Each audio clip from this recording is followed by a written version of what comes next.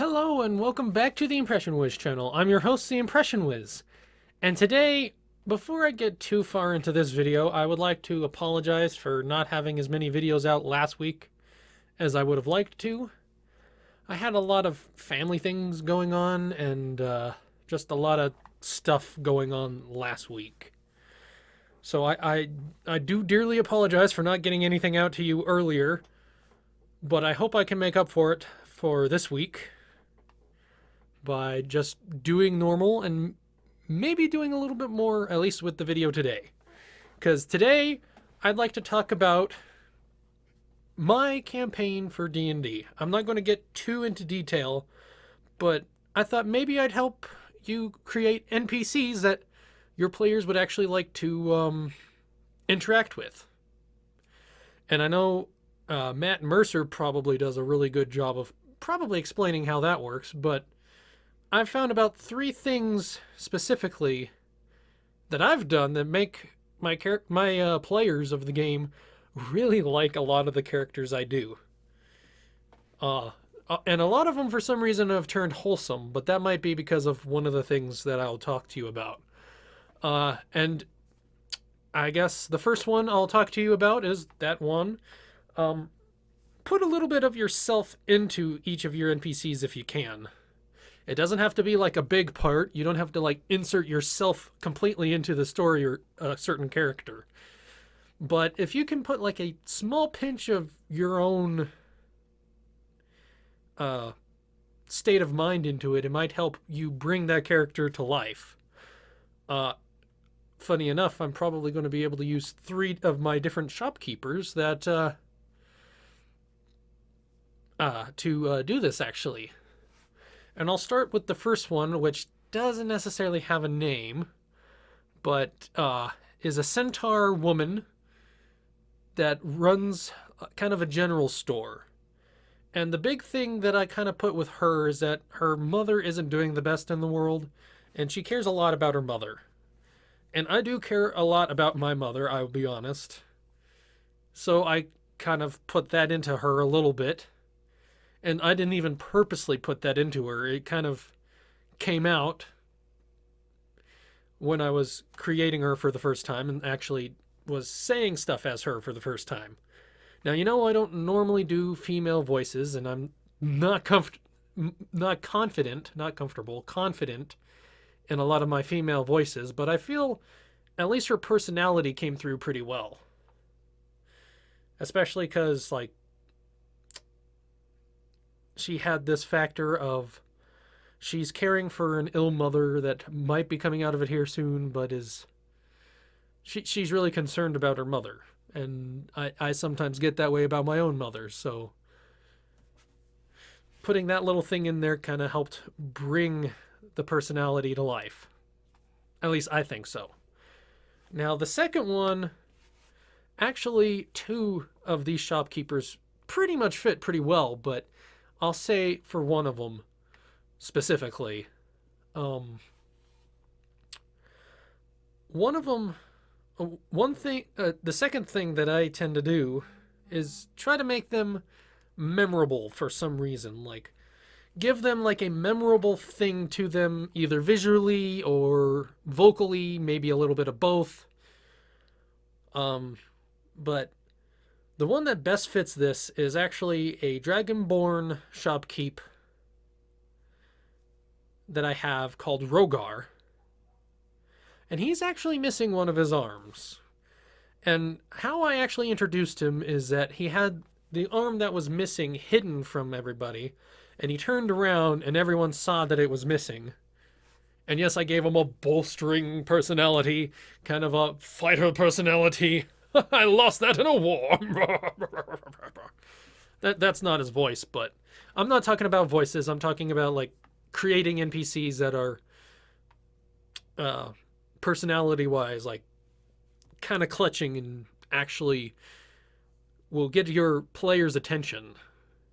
And this works for all NPCs, not just shopkeeps. It's just these 3 shopkeeps happen to fit way too well.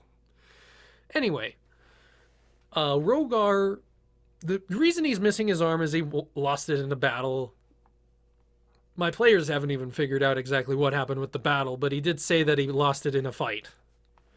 I don't think I went too deep in detail, but...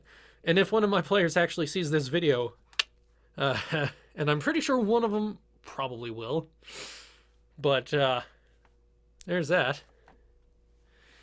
But a Dragonborn that's like missing his arm and is very boisterous, that's going to leave an impression on whoever meets this character. So I think that works pretty well.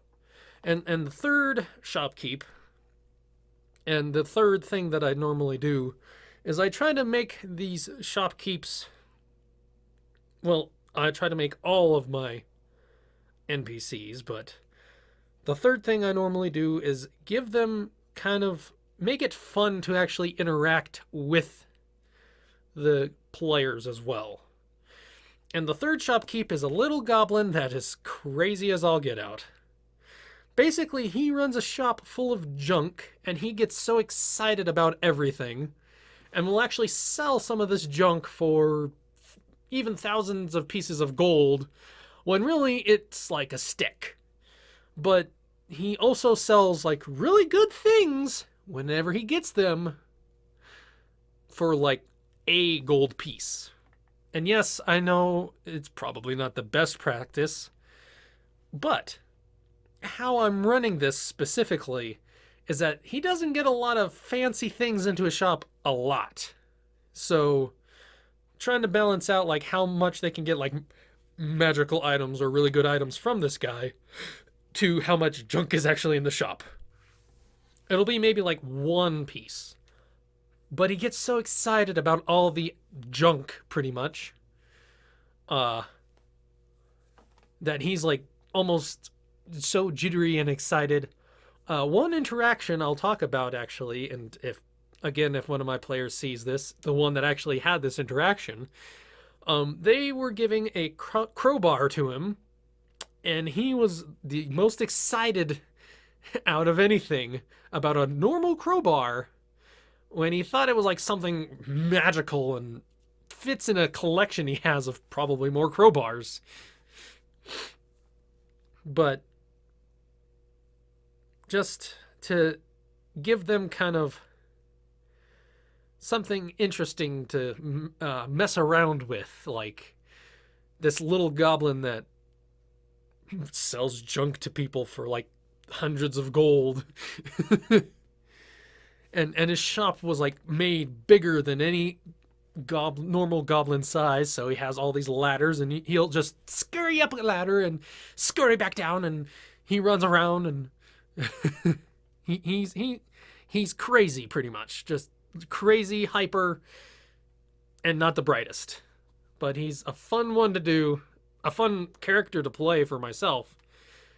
But a lot of my NPCs, a lot of my players have said are like so wholesome, maybe because I put a little bit of me in at least most of them, and that they really like them, and a lot of the interactions they have with them sounds a lot of fun from what I've learned and from what I've seen them playing. And that makes me really happy to see that they like the NPCs, so... But I hope that those three things, if you keep those in mind the next time if you are a DM in the future, if you're having a hard time with NPCs, maybe those three things might help you. Just to kind of reiterate before I let you go about your day, after this long rambling video of D&D stuff, but the three things I do are put a little bit of myself in them, give them some kind of trait that catches the player's attention for sure, and make them fun to actually talk to for the players. If you at least keep those three things in mind, I hope your NPCs are at least as fun as some of the ones that I've gotten to create. But I can't say that for sure. You just have to do it and see what happens. See what's best for you. And you don't have to follow any of these if you don't want to. This is just suggestions that might help. But anyway, I've probably rambled your ears off enough, or rambled enough for all of you about D&D. I apologize for not being as active as I usually am last week. But